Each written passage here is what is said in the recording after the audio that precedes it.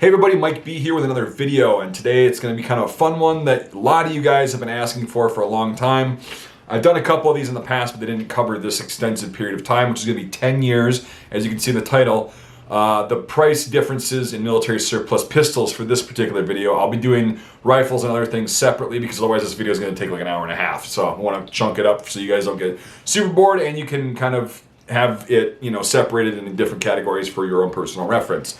So at the time of me making this video, it's the end of November 2022, which is 10 years after 2012 and right before Sandy Hook happened in December 2012, when that really it led to a chain reaction of panic buying and price increases on surplus ammo and firearms. And then 2014 with Ukraine happening and a lot of imports drying up because of the US government not allowing imports of surplus firearms. So what happened was supply fell and demand rose. And with that, you're going to have a massive hike in prices. A lot of people that I've seen in the comments, and I got sick of arguing this point because nobody listens, everybody just says, oh, it's just inflation. It's just inflation. Like, that's all it is. Like, get over it. Well, that's not true at all with this market, which is a problem it's a fallacy to think that way. So for an example, in 2012, around here, especially up in the northern woods of Wisconsin, a number one at McDonald's, so a Big Mac meal, was approximately $5, right? It was like $4 something tax, probably, we'll just say $5, right? Now it's about $8 to $10, right? Sometimes it's a little bit, or some places it's a little bit less, some places it's more, obviously, depending on where you live, but it's around $8 to $10 here, depending on the franchise and all that stuff. It is not $25 to $30, which is kind of a lot of the price hikes and differences in prices of military surplus firearms. So to say it's inflation is absolute bullshit, and it's just one small piece of the puzzle. It's mainly supply and demand, which really sucks because a lot of these rifles haven't been made in a long time, supply dried up, or they're not allowing the importation of massive amounts of surplus firearms from the rest of the world because of reasons, I guess, but that's another video. I'm going to try to keep this short. I know I have to do a couple of Paul Harrell-esque caveats, but I know it's going to happen in the comments because it always happens when I make a video like this. So this is going to be my personal observations for firearms that I own. This is going to be that way because I don't want to go in and just show pictures and cover every single military surplus pistol. Again, that would take hours. These are the military surplus pistols that I own and I have owned. And I'm just going to use that as a frame of reference because I keep track of how much they cost. I know what I paid for them, blah, blah, blah. Excuse me. So that's what it's going to be. So it's going to be a limited video. So don't get too upset about that. Be like, well, what about this one? What about this one? You're going to get the idea of the patterns with these handguns. Second, these are prices that I've personally observed. I don't use Gunbroker as the end-all be-all for appraising things like most gun shops and boomers do. That is one source, and I always consider that inflated. So I use the empirical method. I go to auction sites that have actual auction houses that utilize this platform. Auctions there, seeing what things are going for with the buyer's premium and everything. What people say they can find things at local gun shops, stuff like that. And just what I've seen and paid personally with random resources on the secondary market, just person to person or collector to collector, whatever it may be. So these prices are just going to be from my observations. They're not the word of, they're not gospel. They're just what I've observed in the past 10 years, the difference in prices. So again, that's a caveat. Your mileage may vary. You may not know where to look to find a lower or higher price on these firearms, but this is just my observation. So with that, let's get started, and we'll maybe you're in for a surprise on a couple of these, which is going to be pretty fun. But anyway, I'll stop rambling. I just had to do that because I know what's coming. Here we go. All right, we're going to go ahead and get started. And I forgot to mention one thing, so I'll just do that really quick. The conditions reflected on the pieces in front of you, the pieces in my collection, are going to be what determines the price factor for 2012 and now. Because there were collector markets back then with some pistols that you're going to be seeing, and different markings either increase or don't increase the value. So we're just going to go by the examples that you're going to be seeing in front of you just to keep it kind of simple and as a point of reference. So without that, we're going to get started. These aren't going to be in any particular order, just drawing at random from the collection. We're going to start out with the 1895 Nagant Revolver. Now, this is one of my favorite surplus pistols. They used to be really cheap. In 2012, they were sub $100. I saw them everywhere for $90, $89.95. And people were buying crates of these, and they were getting a bunch of these things. They still had grease on them and everything. They're fun to shoot. The ammo was plentiful, but these were like $90 back in 2012. Fast forward to 2022, and for a standard refurbished model like you see in front of you, nothing special about it. You're going to be paying $350 for this thing. They usually come with a holster and a cleaning rod and stuff like that, but some don't, and they're still asking $350. So 2012 price, $90. 2022 price, $350. Okay, right now we're going to burn through the Tokarev series of pistols that I have. We'll just get to that in one fell swoop. This is the Yugoslavian M57 Tokarev, 9 rounds, the grip's a little bit longer, my favorite Tokarev variant. Anyway, these were very plentiful in 2012, and they were going for about 180 bucks in this condition. So that's actually a really good deal for a pistol that I happen to love, and wish I would have gotten more of those, but I was buying up other things that we'll get to in a second. Anyway, so these are about 180 bucks all day long. Some would go for 150 if they had a little bit more surface wear, but something like this would be 180 bucks, so we're just going to say 180. Nowadays, you're looking at $350 for these, and they do import these every now and then. They are kind of starting to dry up like most surplus, but yeah, 350 bucks nowadays was the last price that I saw for one of these bad boys. Next up, we've got the Romanian Tokarev, the TTC. This one happens to have the illustrious frame-mounted safety, which sucks, but they had to have those for importing. That was one of the most common safeties you're going to see, and this is one of the most common Tokarev pistols you were going to see at that time. And they were, again, about 150 to 180 bucks, mainly 150 back in the day.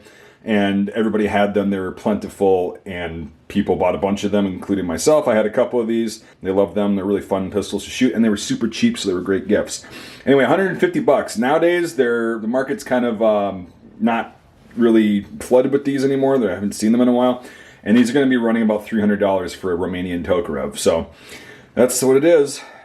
Next up, we've got the Polish TTC. So you can see the markings on the top, made at Radom, the factory 11 stamp and all that stuff.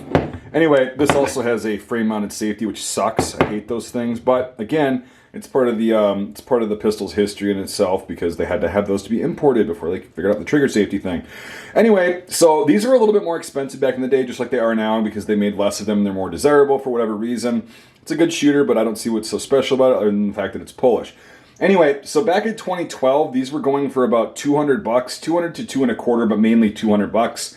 And now, if you can find one of these, they're in the $350 range. So there we go. The last Tokarev variant that we're going to be talking about today is the Chinese Type 54 TTC. So you can see on the top, the markings right there. Now, this is actually an anomaly. This is one of those weird ones that actually went down in value because the market got flooded with these a few years ago. And I bought several of these as shooter grades. They had a little scuff on them. Great pistols, great range pistols, great to carry out in the woods. You don't mind banging them up. So back in 2012, there weren't a lot of these on the market, and most of them were Vietnam bringbacks or some one-off that somebody got in a small lot in the 80s or 90s if they were coming in. But these ones that came from Albania came in I think 2019, and the market was flooded for a while. They're since kind of dried up on the market, on the primary market, but back in the day, I didn't see one of these for less than $600 in really ratty shape, like bringback shape, which is insane. They were going for between $600 to $1,200, but we'll just say about $8 to $9. So why don't we just settle on 800 bucks for the average? This would have been probably, if it was in this condition, which is very unlikely, it would have been probably a $1,000 pistol. Now I paid $200 for this, and they've been on the market for $300. So that's actually a pretty affordable pistol, and they're good quality. I love them. They shoot great, the ones that I have. So yeah, it's a weird jump. It's a reverse jump. So this is one of the weird ones that actually went down just because the market actually got flooded with these. Thank God. These things are awesome. I'm so glad people bought them. Next up is a Ruby pistol. These are made in Spain under contract for the French military during the First World War. There's about 1,000 different manufacturers. I'm not going to get into the whole story of this. I'll make a separate video on the Ruby itself. And different manufacturers have different premiums that they demand because they made less, blah, blah, blah. I'm not a super Ruby collector. I just wanted a nice shooter example like this. And these, for just a shooter example like this, a non-rare one back in 2012, I saw these things going for between 100 and 150 bucks all day. And this one nowadays is going to run about $300. Still a pretty affordable little handgun, nice 32 ACP. But yeah, so it basically doubled in price in 10 years. So 150 bucks in 2012. And $300 nowadays. Another weird one, the Star Model S. So a lot of pilots in the Spanish Air Force use these because they're nice, small, compact, and they actually fire a 380 or 9mm Kurz. And these things have never been super easy to find. A lot of them came in the late 80s and early 90s, but they're getting harder to find now. In 2012, I remember seeing a couple of these, and these were about $300 to $350. and like trading on forums and stuff, and some on Gunbroker. I was always interested by them, and I won one at an auction a few years ago, and now I'm seeing them go for $500 and $600 easy in this condition. So it's not in perfect condition, but it's also far from bad. It actually fires great. They're nice little comfortable pistols. I really like this thing. So these have again more than doubled in price, just like most of these pistols. So the Star Model S. Speaking of fun little pistols, the VZ50 pistol in 32 ACP. So these have been coming and going for years since I started collecting, and I never really was into them until a couple years ago. So these things, again, were in the $150 range back in 2012. Some of them were cheaper that were in more shooter grade, like 125 bucks. These things were super cheap back in 2012. They're still pretty affordable if you can get them. There's a large batch that came in the last couple of years, but I think those are sold out. So nowadays, these are going to be about $300. So again, double in price. It's pretty standard for these pistols.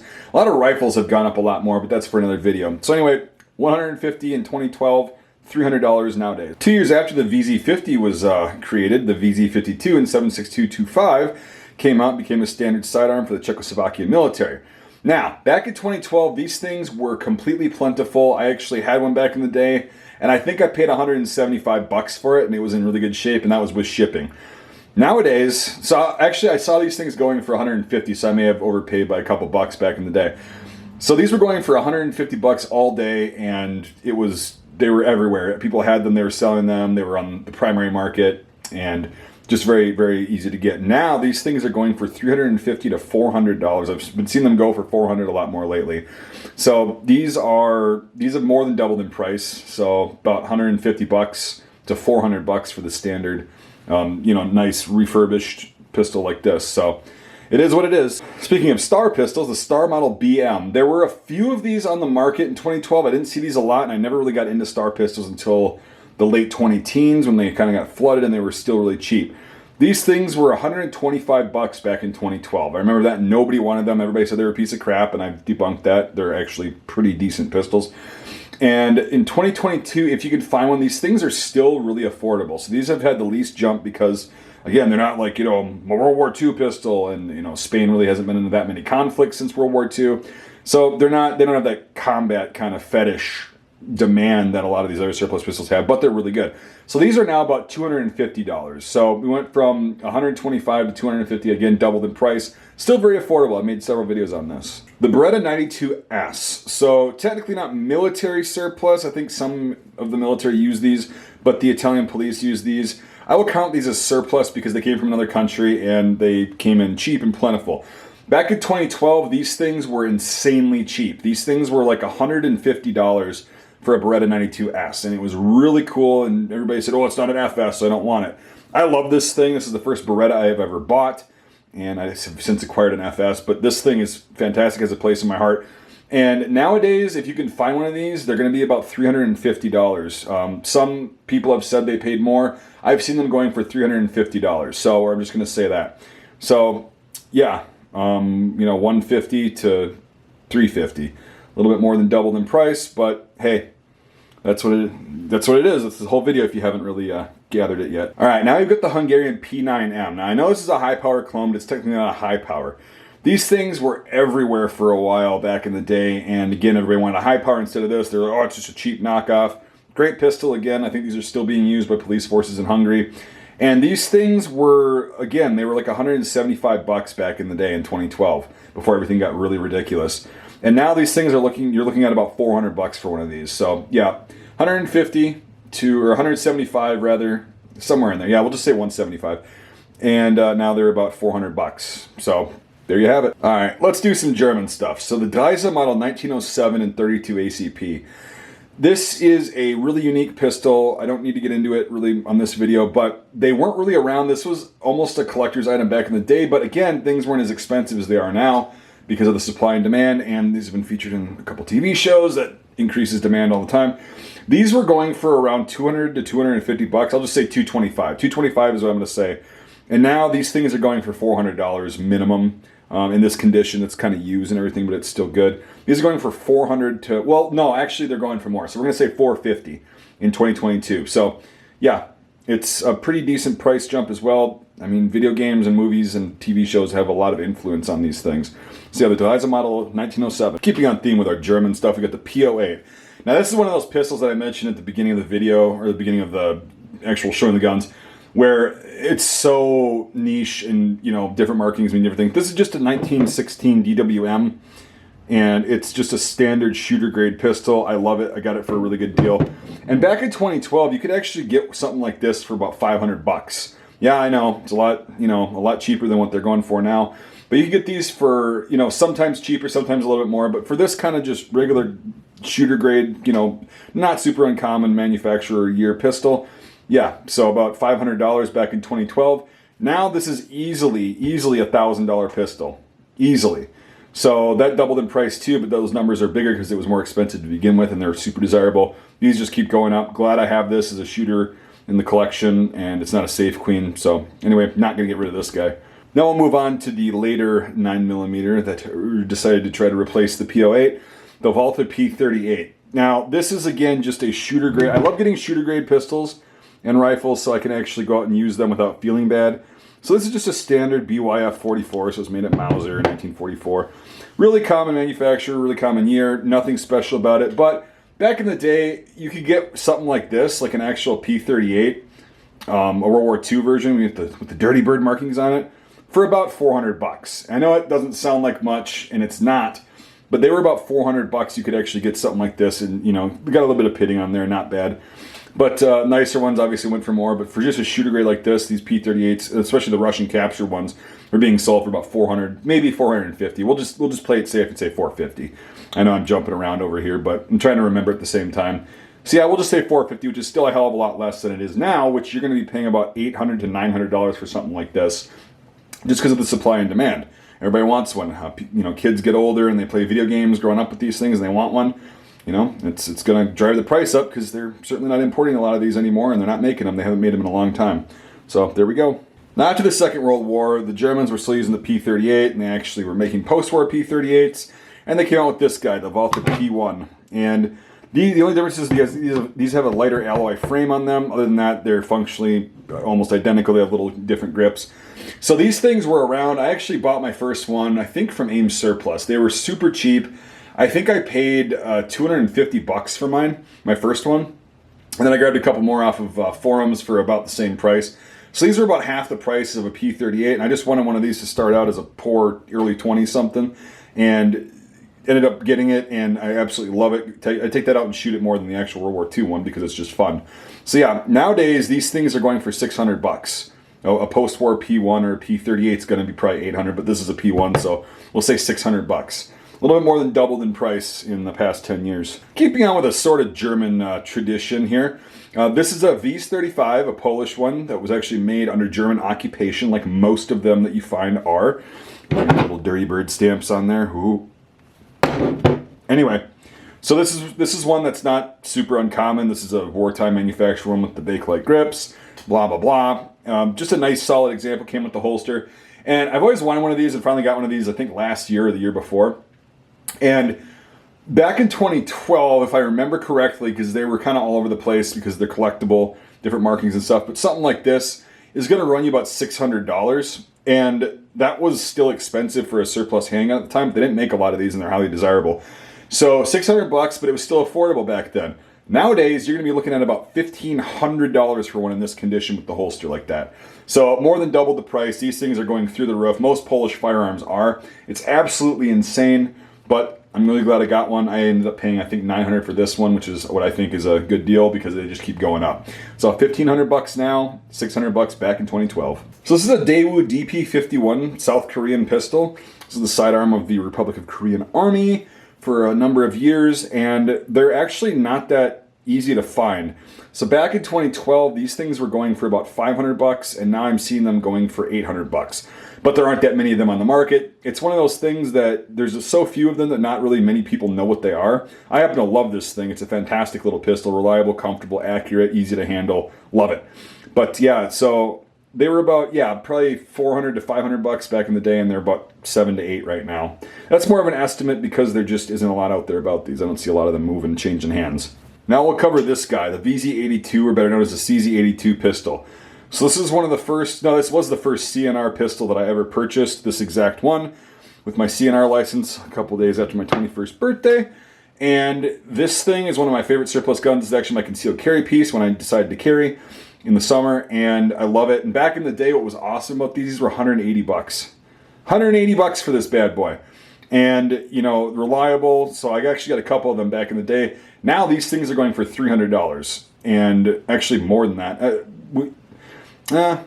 I suppose, no, we'll just say 300 because some of the chip grip ones go for less. So we'll just say 300 bucks. So this is 180 bucks, 300, so almost double. And there's so many of these out there, but they're still really expensive nowadays. Aha! You didn't think I was going to end the video without mentioning this bad boy. So we got the Webley Mark 6. This one's dated 1915. It's an earlier guy. Really nice shape. This one is shaped for 45 ACP, like about half of them are in the US. Anyway, I've always wanted one of these too. Managed to get one a couple years ago. And back in 2012, these were like $600, $600 to $700 for either the shaved ones. I think the 455 ones were probably 500 bucks because the ammo was harder to get back then. Now it's not. And anyway, so these things were highly desirable. Indiana Jones, of course, made this famous, and I just wanted it because it rounds out my World War I pistol collection a little bit more. Anyway, back in the day, so these were about 600 bucks, and nowadays they're going to be about 1,500 if you can find one that somebody's willing to get rid of. So anyway, nice jump there, a little bit more than double, and they're getting harder to find just like everything else. And now the US model of 1917, the Colt version. So these things, again, one of my favorite pistols, one of my favorite revolvers of all time, shoots 45 ACP using half moon clips or full moon clips. Very accurate, very reliable, very heavy, but it's a nice big frame for ogre hands again. Anyway, back in the day, back in 2012, these were going for about $500 all day long. And, you know, in worse condition, they go for a little bit less. Better condition, they go for more. There's some collectability, blah, blah, blah, just like everything, but not so much with these because they made so damn many of them. So we're looking at about 500 bucks back in 2012. Now, these are going to be about $1,200 just for a Colt. If you can find it for cheaper, good for you, but you're looking at about $1,200 for one of these in decent shape. So, there's that. Now, we're going to go on to one of the most egregious offenders. 2 world wars, only steel on my hip. You know, my daddy carried one of these at Normandy. Anyway, we got the Colt Model 1911. This is an actual 1911, so again, there's going to be so many variants and so many different prices. So for a 1911, just in standard refurbished condition like this, or a 1911 A1, back in 2012, you could easily get one of these for about $500 in like, rack grade or whatever, where it was like, you can go out and shoot it, not feel bad. And 500 bucks was a lot, but there were so many of them, and you could get them through the CMP and just secondary market for just a shooter grade one. Nowadays, you're looking at, again, $1,500 to $2,000 for something in this price range. So this is one of the ones that jumped the most, and this is a lot to do with collectors of a certain age group, boomers, who idolize this pistol for whatever reason, and they're hoarding all these things, and for whatever reason, every U.S. firearm is worth 10 times more than it actually should be, in my opinion, because of this. So the 1911 has gone from about $500 for a shooter grade to $1,500 in the matter of 10 years. That's not just inflation, people. That's just straight up supply and demand. And we also can't import our 1911s the taxpayers paid for from other countries because of import restrictions. So that's another factor. Same with M1 carbines. Anyway, different rant, different video. So, thank you so much for watching, everybody. Let me know what you think in the comments. Hopefully you can find better deals than this, but this is what I've been seeing as the going rate for 2022 for just these surplus pistols. Again, if you didn't see a pistol that you're questioning about, I mean, I may not know, but again, I'm not really an appraiser. This is just going from my collection and what I know. Anyway, if you want to help out my work in the channel and stuff and get cool visual aids for videos like this, you can do that multiple ways. You guys know the drill. Like, subscribe, comment. You can also support me on Patreon or become a channel member. $5 a month or more on either method of support gets you into my Discord server. You know the drill. Won't spend any more time on that. I appreciate you guys watching, and I look forward to seeing your comments.